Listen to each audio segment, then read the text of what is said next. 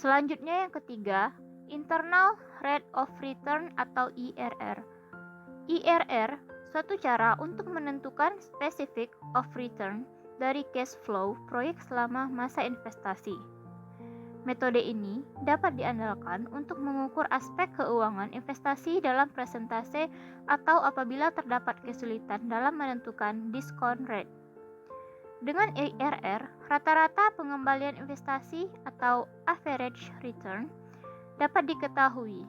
IRR dihitung dengan cara nilai sekarang keuntungan setelah pajak dibagi nilai sekarang investasi total selama periode investasi. Nilai IRR yang dapat diterima adalah perbandingan nilai investasi tersebut jika ditaruh di bank dengan tingkat suku bunga tertentu. Semakin tinggi resiko investasi, penerapan nilai IRR juga semakin tinggi.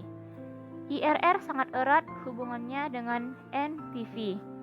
IRR dapat dijadikan discount rate yang menjadikan NPV sama dengan 0. Selanjutnya, rumus IRR. IRR sama dengan I1 tambah NPV 1 per NPV 1 tambah NPV 2 dikali I2 kurang I1. Keterangannya, IRR merupakan internal rate of return. I1 merupakan tingkat suku bunga NPV positif. I2 tingkat suku bunga NPV negatif. NPV 1 NPV yang bernilai positif. NPV 2 NPV yang bernilai negatif. Kriteria penilaian.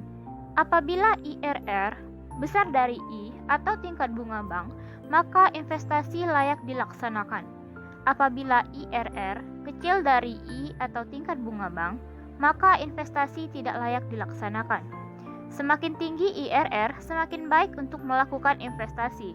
Sebaliknya, semakin rendah IRR, semakin jelek investasi dilaksanakan. Kesimpulan dari Internal Rate of Return, IRR, didefinisikan sebagai besarnya suku bunga yang menyamai nilai sekarang atau present value dari investasi dengan hasil bersih yang diharapkan selama usaha berjalan. Patokan yang digunakan sebagai acuan IRR adalah tingkat bunga bank.